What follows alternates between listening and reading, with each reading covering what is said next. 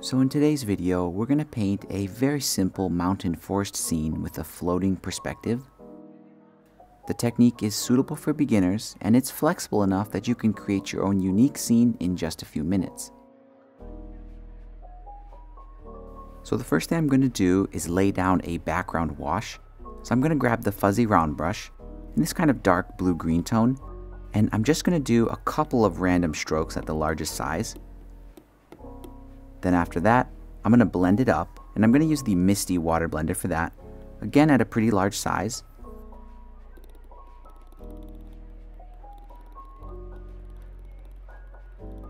And there's no tricks with that, I just want to make the background a little more interesting and blotchy.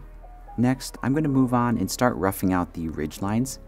And those need to be on their own layer, so I'll make a new layer above this background wash. For the color, I'll use the same color we've been using, and I'm going to switch back to the fuzzy round brush. But instead of using it at a large size, I think maybe I'll keep it around 50 or 60%. And I'm just going to do some lines like this wherever I want a ridge line to be. And after that, I want to apply a Gaussian blur to this layer. So I did those lines on their own layer, and while that's selected, I'll go to my adjustments, Gaussian blur, and I can just tap on the screen and slide and kind of set a blur. I think in this case, it usually looks good around 30%. And after that, I can add my first line of trees. So I'll make those on their own layer above everything. Again, I'll keep the same color. And this brush kit has a lot of trees to choose from, but just to keep it simple, I'm going to only use the fine abstract pine and the northern white pine brush. And I'll start with this one. And I'm just going to go around maybe a 30 or 40% and do a bunch of pine trees that end with the bases on each of these ridge lines.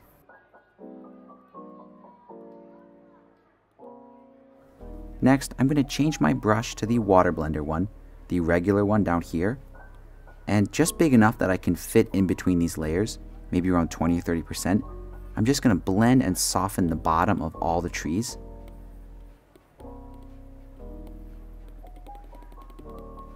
And after that, I'm going to open the layers panel, and here's the layer with all the trees on it. I'm going to change the transparency mode to multiply, lower it to 0, and then slowly raise it back up just until I can see a kind of ghost of those trees. I think usually around 40 or 50% looks good. And after that first line of trees is done, I'm going to do another one. So again, I'll make a new layer for those above everything, same color, and I'm going to use the same 2 tree brushes, but I'm just going to do less of them this time.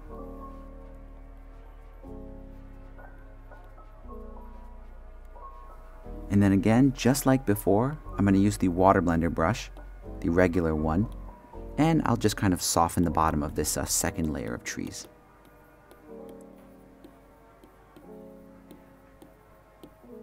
And next, I'm going to open my layers panel, and here are the 2 layers with the different sets of trees. I'm going to pinch them together onto one layer, and I'm going to make sure it's still set to multiply. And I'll set the transparency of this so maybe it's not at 100%, but just a little bit lighter, maybe like 85% looks good in this case.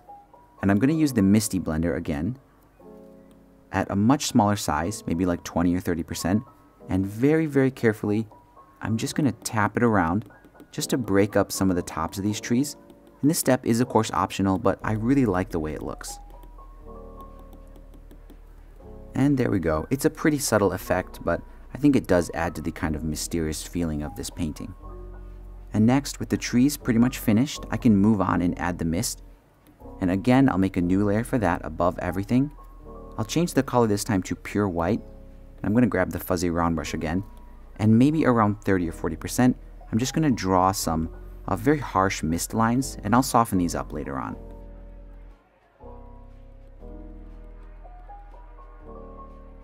So right away, it does look pretty harsh, but I'm going to use the regular water blender again, and maybe around 40 or 50%. And I'm just going to go through this and soften up this mist and make it look very flowing and kind of curling between the trees. The main trick to that is to try to use a lot of side-to-side motion, and then also in cases where the mist might cover the top of a tree, I recommend just pushing it back and focusing on making the mist overlap from below like this.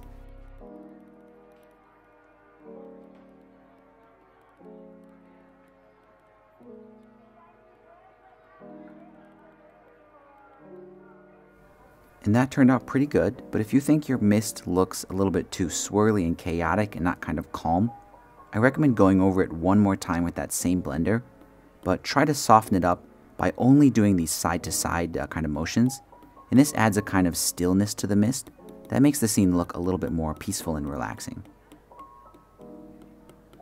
So if I open up the layers panel, you can see the mist is on its own layer, and the reason I did that is because you may need to lower the opacity and kind of control the strength of the mist, but this time it looks pretty good at 100%, so I'll leave it like that.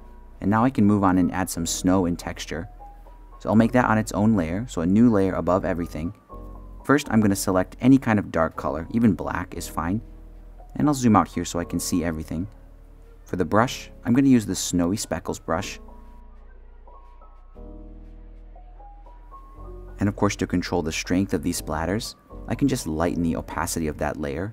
And I think I'll set it to a point where they're just barely visible, but still the effect is pretty subtle. And after that, I can move on and do the snow. So again, I'll make a new layer above everything. I'll change the color to pure white, same Snowy Speckles brush, and I'll just evenly add a layer of snow. And this looks pretty good and it could be done, but personally, I think I want to see what it looks like if I lighten the mist. So I'll open the layers panel, and here's the mist layer. I'm just going to lower it just a little bit and see if some more of that snow can kind of show through. And yeah, I definitely think that does look a little bit better. And just like that, this simple forced illustration is all done. And here's the final result.